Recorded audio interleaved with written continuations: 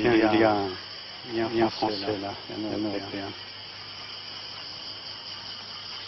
Oh! On peut venir?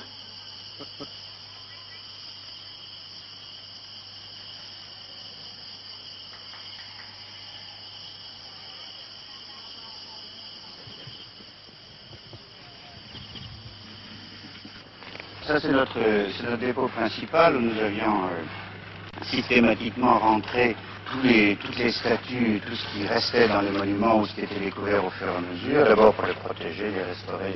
Malheureusement, ce bâtiment n'avait pas été prévu pour la guerre. Alors, en première mesure d'urgence, nous avons retourné les pièces par terre et à l'extérieur. Nous avons protégé les fenêtres contre les éclats. Et alors maintenant que nous avons un tout petit peu plus de temps et de possibilités d'action, alors nous organisons systématiquement l'intérieur. Alors, qu'est-ce que c'est ça? Ça, c'était autrefois. Nous avions ici les collections céramique, bronze et bois. Et dans les premiers jours des accidents militaires, nous n'avons pu faire autre chose que de les coucher de toute urgence, qui donne un peu cette impression de charnier ou d'ossuaire. Alors nous allons maintenant, bien entendu, d'abord emballer les choses les plus précieuses et ensuite protéger les autres. C'est joli, ces mains dressées, on dirait qu'il supplie, là. C'est d'ailleurs, plus exactement, c'est un geste qui nous convient, ou qui nous conviendrait parfaitement si nous avions leur rectitude morale, n'est-ce pas? C'est le geste du Bouddha qui exprime l'absence de crainte. Et on peut espérer, au fond, qu'avec tous ces gestes d'absence de crainte, nous éviterons, justement, que la conservation puis les monuments soient endommagés. Alors il y a quelques pièces très très belles que nous venions de restaurer, justement, qui devaient aller de toute façon au Musée national et qui vont s'y retrouver pour être plus tard exposées quand les temps sereins sont revenus. Ça, c'est une admirable chose. D'abord, nous avons emballé les pièces les plus belles, les plus importantes, tous les bronzes. Cela, c'est déjà parti sur Phnom Penh. Le Musée national de Phnom Penh va devenir le refuge, n'est-ce pas, des choses les plus importantes de l'art khmer.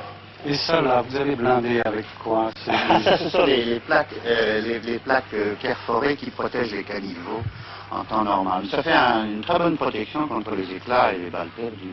Et nous pensons que dans quelques jours, quoi qu'il puisse arriver, j'espère qu'il n'arrivera plus rien, mais enfin, quoi qu'il puisse arriver, l'essentiel de notre collection sera raisonnablement protégé.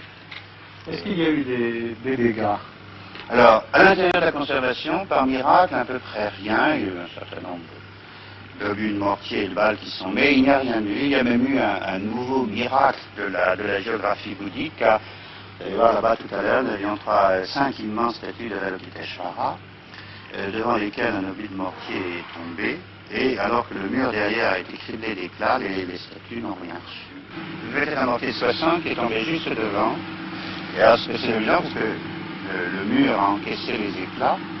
Et ces statues assez extraordinaires de Lokeshvara irradiant, qui sont parmi les plus grandes de l'art khmer. Nous avions rentré récemment avec beaucoup de mal d'ailleurs, car elles étaient à 40 km au nord d'Angkor et il avait fallu faire une piste spécialement pour les rapporter. Eh bien, elles ont subi leur baptême du feu absolument impavide, car aucun éclat ne les a touchées. Même pas parce que je vois là sur... Ah non, ça c'était le grès qui desquamait, c'est d'ailleurs pour ça que nous avions rapporté, n'est-ce pas, le grès s'abîme terriblement sous l'action du climat, elles étaient en plein air. Nous avions rentré. Et vous voyez, les éclats ont moucheté tout le mur derrière, entre les statues, sans les atteindre. Jusqu'à présent, le pire a été évité. Il n'y a pas de destruction. Alors, jusqu'à présent, c'est ça. Jusqu'à présent, et pour autant que nous sachions, des monuments d'Angkor sur lesquels nous avons des renseignements précis, directs et clairs, il n'y a pas eu d'accident. 9 months ago, before war came to Cambodia, this was one of the few countries in Asia where a young man in uniform was an unusual sight. In Cambodia today, it takes 6 weeks to make a soldier. At the present rate of casualties, many of them will be dead by the end of the year. The youngest give their age as 12, though several are believed to be only 10 years old. Some of these children will later join the Khmer Rouge.